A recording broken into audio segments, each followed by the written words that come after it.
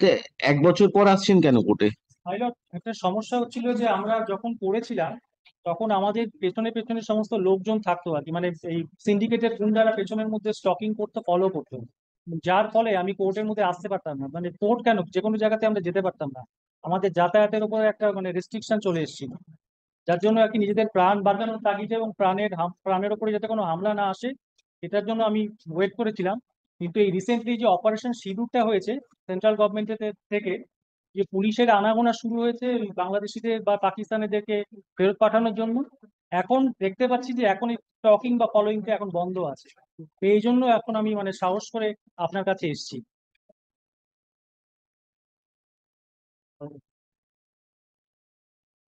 ওদেরকে সিসিটিভি ফুটেজটাও রেখে দিতে বলেছিলাম এবং সঙ্গে সঙ্গে আপনার তো কন্টেম্প পিটিশন পেন্ডিং আছে।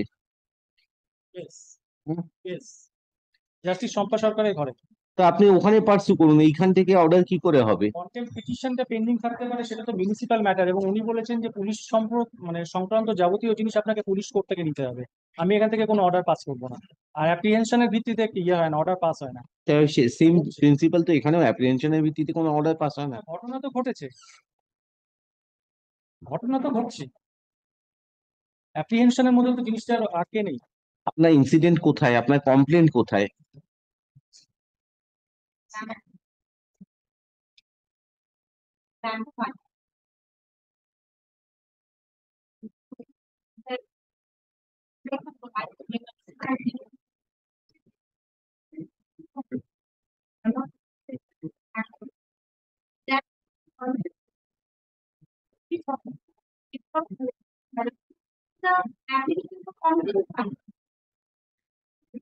তাহলে আপনি 120 নম্বর পেজের লাস্ট সেকশনটা একটুখানি কাইন্ডলি দেখুন।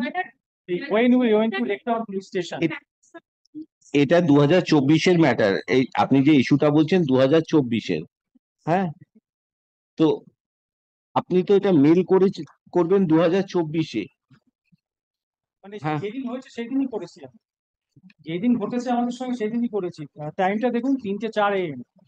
তো সেটা নিয়ে আজ 2025-এ আসছেন আপনি কোর্টে। বললাম আপনাকে যে আমাদেরকে স্টক করা হচ্ছিল, ফলো ফলো করা হচ্ছিল, বাড়ি থেকে বেরোনোর সময় যে আপনি করেন কি? হ্যাঁ, unemployed. Another note that you to take matters yes, I another T is also a resident of Karapucha Kolumala. Except these residents, while all residents, all buildings are another as per his contract. Except his resident, because he is also residing in the Karapucha.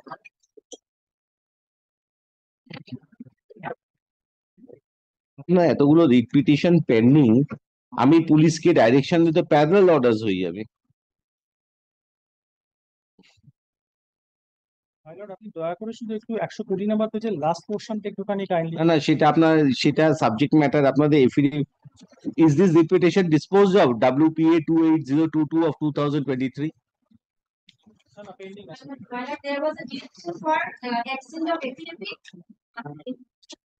Pilot, পুলিশের উপস্থিতিটাকে secure না করে আমি এখানে move করতে পারছি না মিউনিসিপ্যালিটির ক্ষেত্রে।